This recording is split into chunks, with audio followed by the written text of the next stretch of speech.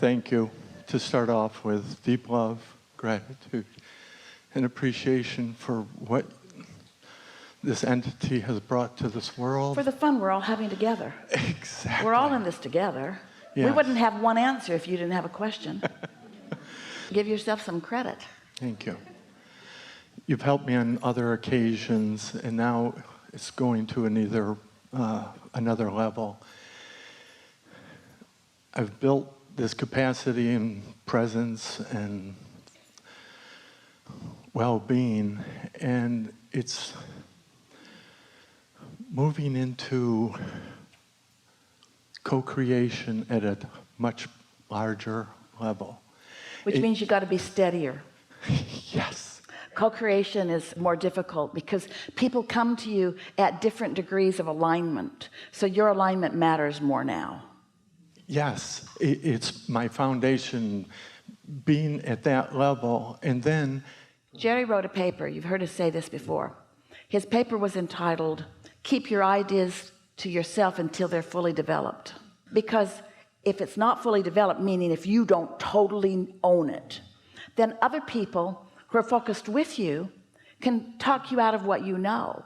And so it would apply to your projects, but it also applies to your co-creative partners. You are wanting to write a paper on the capability of each one of them and train yourself into positive expectation that supersedes their own expectation of themselves.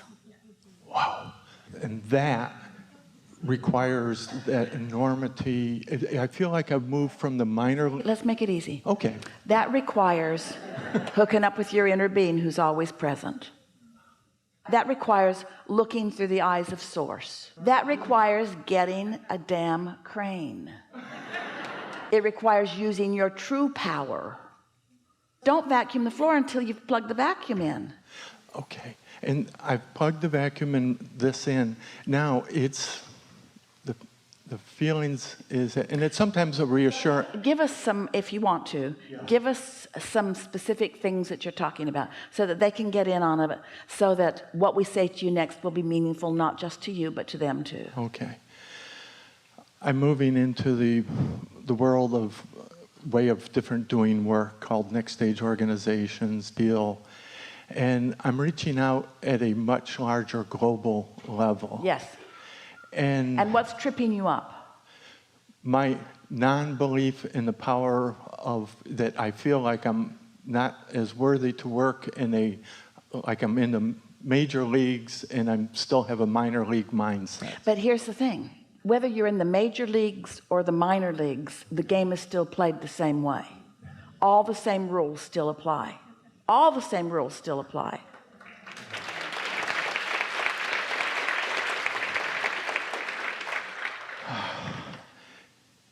There's a certain element that when Esther first moved into this channeling, and I feel that that's what I'm asking for now, is that mentoring, that when you move into, it's a whole different environment, and thank you for saying that, because the principles apply now. The only reason that the environment feels different is because you feel less secure in the major leagues than you did in the minor leagues. Yes. So it's your own security factor. You haven't accepted that you belong there, but surely you must belong there or you wouldn't be there. So your very life experience is evidence that defies the old belief that you're dragging around.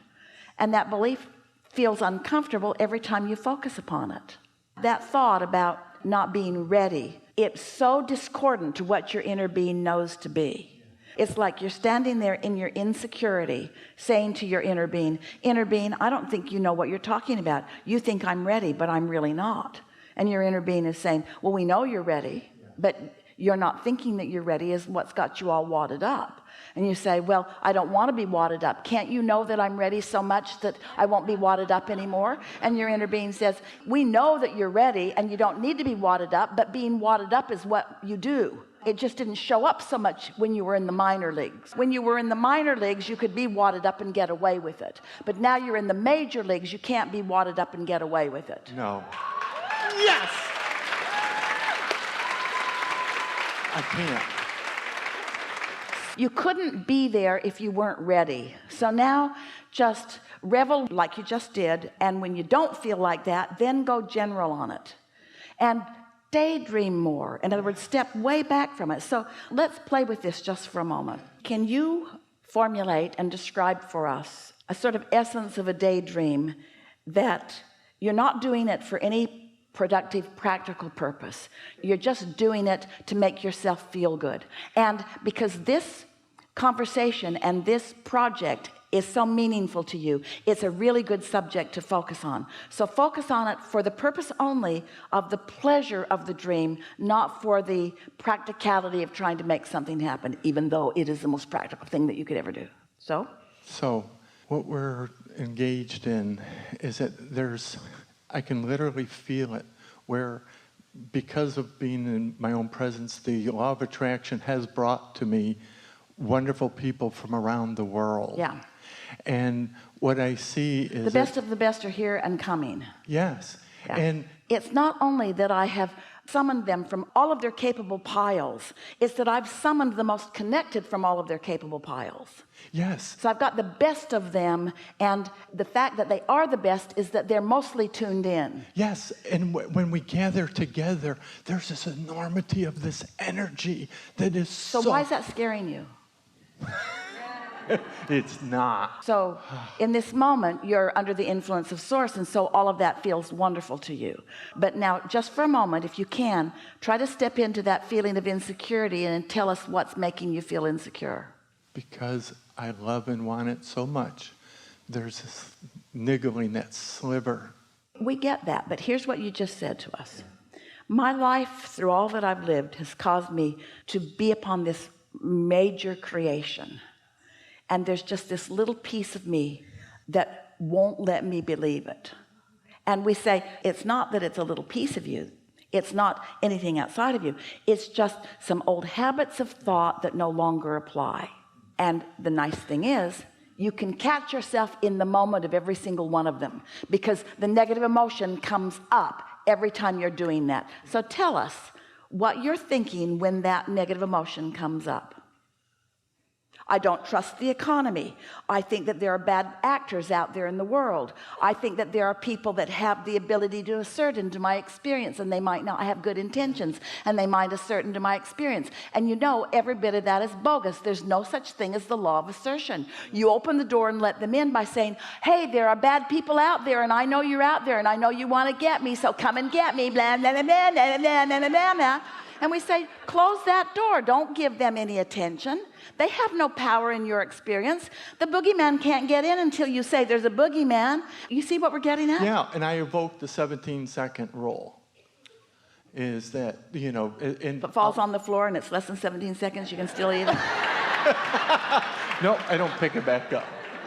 But this really helps, because it's that greater sense of awareness of my own inner being, the expansion of it, and the actual embodiment, full-on embodiment of who and what I really am. Who are you? I am the greatest and grandest vision of my essence. How'd you get here? Why'd you come? Because I wanted this. And so you got into this physical body, and you banged around for a little bit, and you got clear about what you want. As that started taking shape, what was it? What is it that you want? Do we have another hour, or are we almost done with this day? Feels like we've been here for 5 hours. Yeah. It's the full expression of the essence of who I am within this body. To allow that source. All right, so we believe you. We can feel that you can feel your own empowerment. Right. And we can feel that you understand that you're here to create. Yes. Is the hang-up coming when you focus upon the specific of the arena you're creating in? Because when you're in that dream state, you're powerful. The power of non-resisted thought is evident. But there's something about when you direct your attention to this specific project that you introduce resistance into the equation. Can you tell us why? What do you think it is? It's because you don't trust the other players who will co-create with you. You know you need them, but you don't completely trust them, which means you don't quite believe in your power of influence. And I don't quite believe that we are one. So stay with us just for a little bit. So we said to you, this is so good. We said to you that there's this pile of humanity, all these piles of humanity. But from our perspective, there are two piles. Can you remember what the piles are? Those in alignment. Those that are in this moment under the influence of source, and those who are in this moment not under the influence of source. So when you're under the influence of source, you trust them. When you're not under the influence of source, you don't. Oh.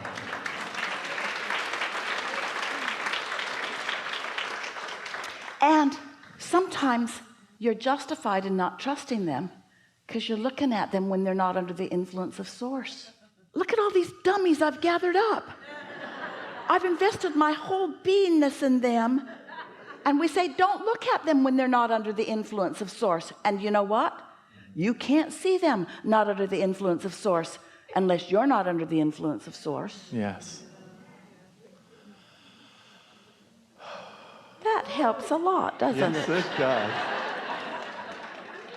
So doesn't that pretty much solve everything? And so now what you want to do is just practice being under the influence of source, not just under these magnificent, earth-changing, value-driven opportunities, but you want to be under the influence of source when you're sitting in the airport.